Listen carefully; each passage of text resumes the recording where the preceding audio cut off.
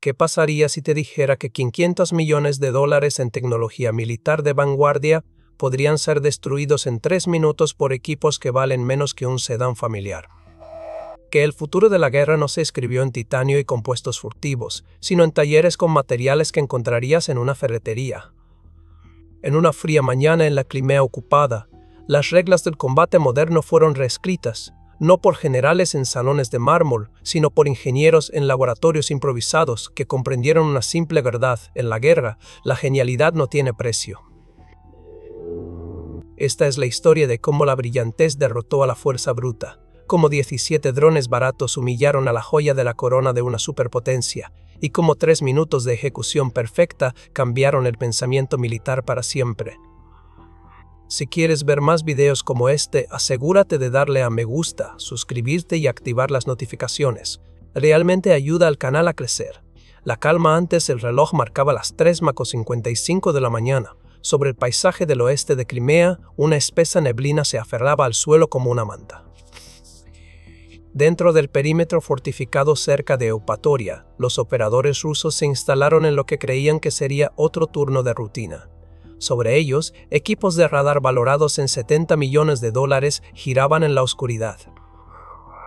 El enorme conjunto de lápidas completaba su rotación cada 12 segundos, mecánico y preciso.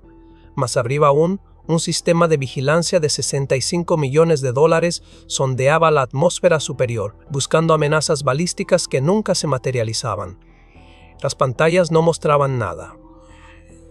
En tierra, los tubos de misiles estaban listos. 16 proyectiles, cada uno con un valor de $1,5 millones, esperaban en sus celdas de lanzamiento. Los propios lanzadores representaban otros 6 millones en material militar. Esa misma noche, las tripulaciones habían posicionado una unidad de radar móvil, diseñada específicamente para detectar amenazas a baja altitud: helicópteros, misiles de crucero, cualquier cosa que intentara colarse bajo el paraguas defensivo a 30 metros o menos. El sistema había costado $15 millones, no detectó nada inusual. 2 plataformas de defensa rodeaban el perímetro, cada una con un valor de $15 millones, con los cañones automáticos cargados y los interceptores de corto alcance preparados. Todos los indicadores brillaban en verde. Todos los sistemas informaban de su estado nominal. Ninguna advertencia apareció en las pantallas. Dentro del centro de mando, la confianza era alta. Los informes de inteligencia no habían detectado ninguna actividad preocupante. El aire permanecía en calma. El radar recorría sus interminables círculos. El cielo parecía vacío, pero 80 kilómetros al noreste, 20 aviones ya estaban en el aire, su coste combinado, menos de $900,000. Volaban a baja altura, rápidos y completamente invisibles para la red de $1,000 millones, diseñada para detenerlos. Lo que los operadores rusos creían que sería otra vigilancia silenciosa, estaba a punto de convertirse en los 3 minutos más devastadores de todo el conflicto. Y no tenían ni la menor idea de que se avecinaba. A las 4:10 de la mañana, las pantallas rusas aún mostraban cielos despejados. Pero a esos 80 kilómetros al noreste, algo letal atravesaba la oscuridad. 17 plataformas no tripuladas se movían en perfecta coordinación. 7 unidades más grandes y 10 variantes más pequeñas surcaban el aire nocturno a tan solo 150 pies sobre el terreno, lo suficientemente bajo como para fundirse con el paisaje, para convertirse en parte de la tierra en lugar del cielo. Mantenían silencio de radio, sin transmisiones, sin señales de control. No había ninguna firma electrónica, no necesitaban guía remota. Cada movimiento, cada ajuste, cada decisión instantánea se había programado antes del despegue con precisión quirúrgica. Su formación se extendía casi 4,5 kilómetros de ancho. Cada aeronave mantenía exactamente 250 metros de separación, viajando a 125 kilómetros por hora con una disciplina impecable. Aprovechaban los puntos ciegos de la cobertura del radar. Usaban el terreno natural como camuflaje y sorteaban las capas invisibles de interferencia atmosférica que hacían casi imposible la detección. Esto no era improvisación, era violencia orquestada. Al penetrar en el espacio aéreo disputado, la formación comenzó su secuencia de ataque. Las 7 unidades más grandes ascendieron a 250 metros, lo suficientemente alto como para ejecutar ataques en picado contra objetivos de comando y control. 5 de las plataformas más pequeñas se mantuvieron estables a 150 metros, posicionándose para atacar las baterías de misiles. Las 5 últimas descendieron aún más, rozando apenas los 30 metros del suelo, con el objetivo de saturar los sensores y crear confusión. Cada aeronave tenía un objetivo designado. Cada una llevaba entre 24 y 30 kilos de carga explosiva, y cada uno de ellos costaba menos que el combustible necesario para disparar un solo misil interceptor. Dentro del complejo ruso, silencio, sin alarmas, sin lanzamientos de misiles. Sin voces frenéticas dando advertencias. La cuenta regresiva para el impacto ya había comenzado. Nadie en tierra sabía que estaban siendo atacados. 15 minutos antes, la batería defensiva había sido una joya de la ingeniería militar moderna. Ahora estaba a punto de convertirse en el desguace más caro de la zona de guerra. El contraste era casi absurdo, millones y millones de dólares en hardware ruso, a punto de ser desafiados por drones que costaban menos que un coche usado. Pero ese era precisamente el punto. Ucrania no necesitaba armas caras, necesitaba armas que funcionaran. Cada plataforma de ataque llevaba una carga explosiva moldeada, guiada por un sistema de navegación de aspecto rudimentario, pero que funcionaba como una máquina de precisión. En su núcleo se encontraba un chip GAAS de $12, el mismo tipo que se encuentra en los smartphones de consumo. Cuando Rusia lo interfería, el sistema simplemente cambiaba de capa. Una unidad inercial a bordo rastreaba cada vibración, cada cambio de inclinación, cada desplazamiento microscópico en la trayectoria de vuelo mediante acelerómetros y giroscopios. Pero la tercera capa fue la obra maestra. Sensores ópticos orientados hacia abajo capturaban continuamente el terreno, comparando imágenes en vivo con imágenes satelitales almacenadas con una precisión medida en centímetros. Colinas, límites de árboles, curvas de ríos, cada accidente natural se convertía en un punto de control de navegación. Rusia podía interferir satélites, podía falsificar señales, podía inundar el espectro electromagnético con interferencias, pero no podía alterar la forma del terreno. Los drones no navegaban por radio, navegaban por visión, y eso los hacía imparables. Mientras las unidades de guerra electrónica en Crimea emitían señales de interferencia, la formación no flaqueaba. Cuando las señales G se disolvieron en estática, la trayectoria de vuelo se mantuvo firme. Cuando el ruido atmosférico aumentó, la aeronave corrigió la altitud en metros y el rumbo en grados, manteniendo su distancia de 2,5 millas con una disciplina inhumana. Dentro del remolque de comando ruso, los operadores escaneaban pantallas vacías, sin contactos, sin anomalías. Ninguna indicación de la amenaza, ahora a menos de 10 minutos de distancia. La batería creía que controlaba el espacio aéreo, pero el cielo ya les había sido arrebatado por madera contrachapada, plástico y código. Detección demasiado tarde, las 4:15 de la mañana. La formación ucraniana estaba ahora a menos de 12 millas, y por primera vez el radar ruso finalmente los detectó. 17 contactos rápidos se materializaron repentinamente en la pantalla, pero la imagen era un caos.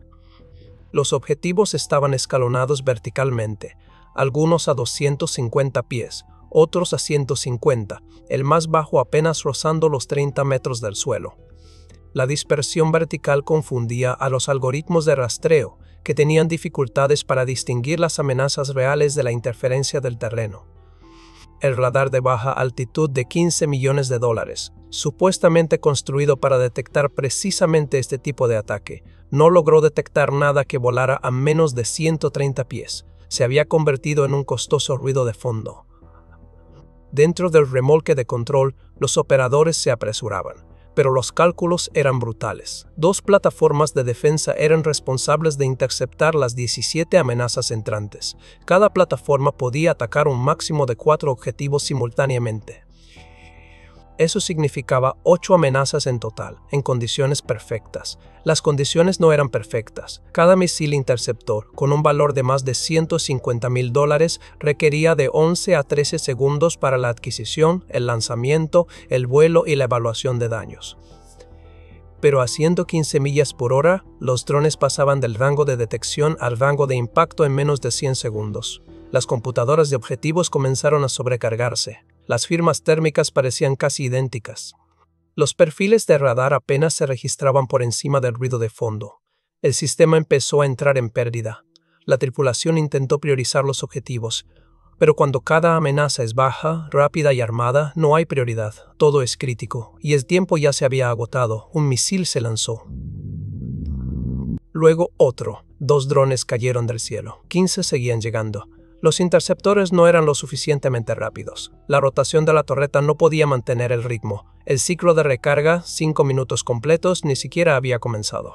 Lo que Rusia había construido como una fortaleza se había convertido en una trampa, y la puerta estaba abierta de par en par. La verdadera batalla había llegado, volando bajo, barato e imparable. La red defensiva ya no calculaba, estaba reaccionando y ya estaba rezagada. Después de que las pantallas de radar se iluminaran con contactos a baja altitud, la formación ucraniana cambió de rumbo en pleno vuelo, no al azar, sino tácticamente.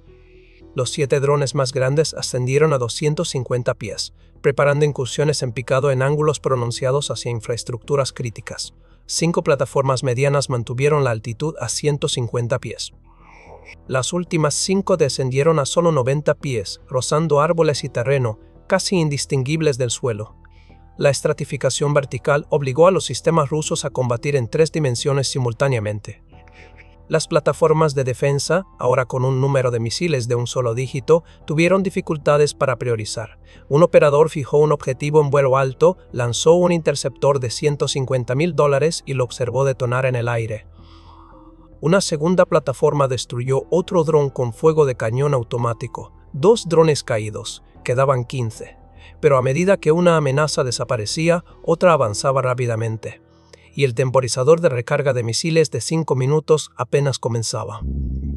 Mientras tanto, un sistema de lanzamiento cercano, una plataforma de $25 millones diseñada específicamente para la defensa contra drones a baja altitud, permanecía inactivo.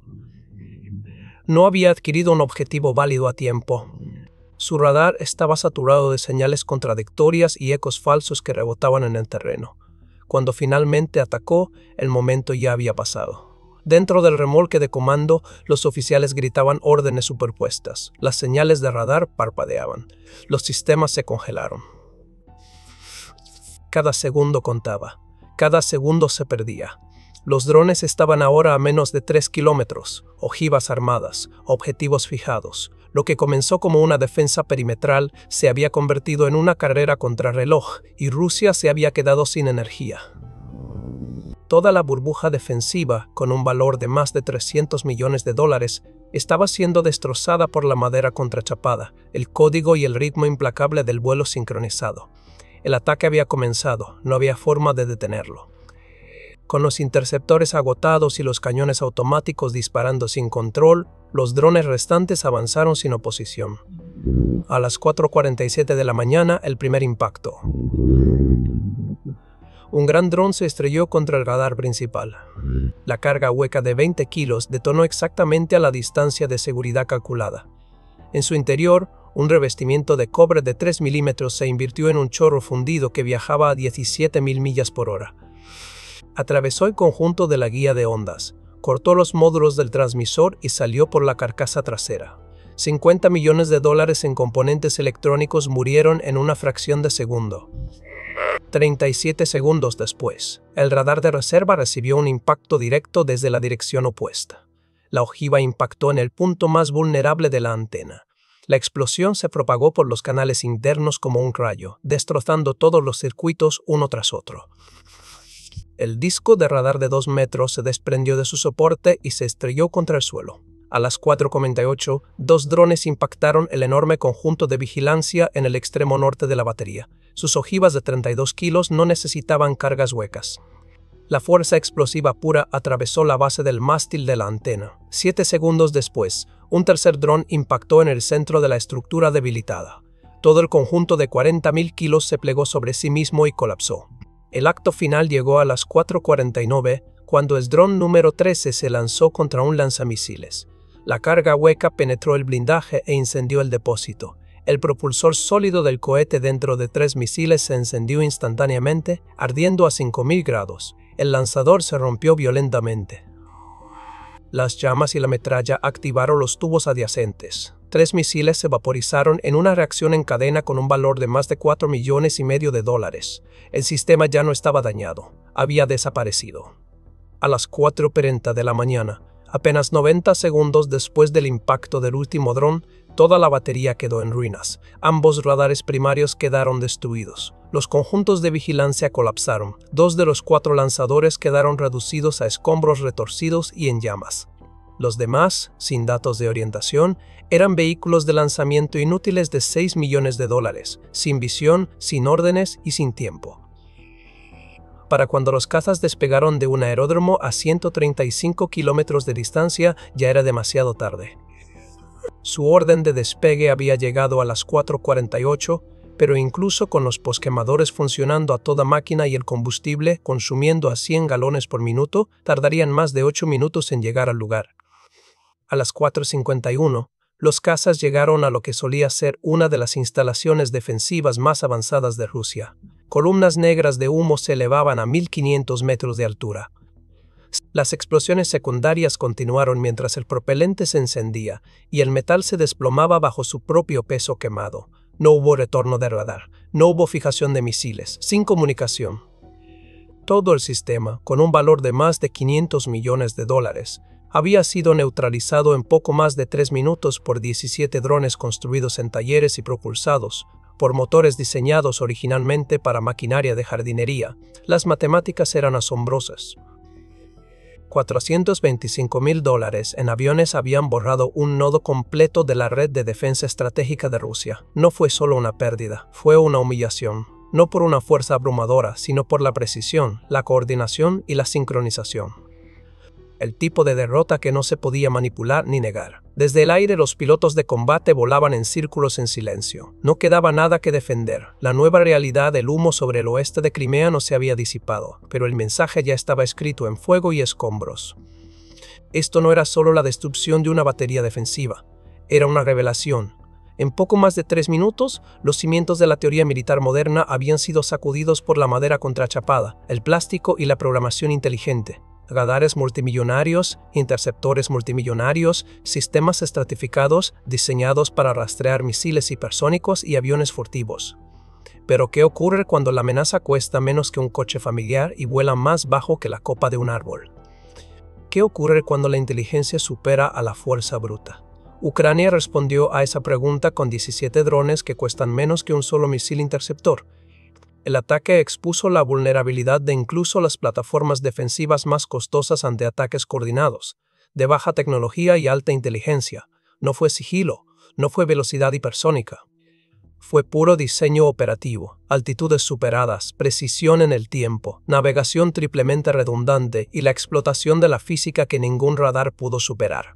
La guerra electrónica fue superada, el rastreo por radar ignorado, los sistemas de interceptación desbordados. En un conflicto que antes se definía por quién tenía más tanques, más aviones y misiles de mayor alcance, este único ataque reescribió el balance general. Demostró que, en la guerra del siglo XX, el dominio no pertenece a los militares más ricos, sino a los más adaptables. No fue solo una victoria táctica, fue un caso práctico, una señal para cada estratega, cada contratista de defensa y cada general que observaba desde lejos.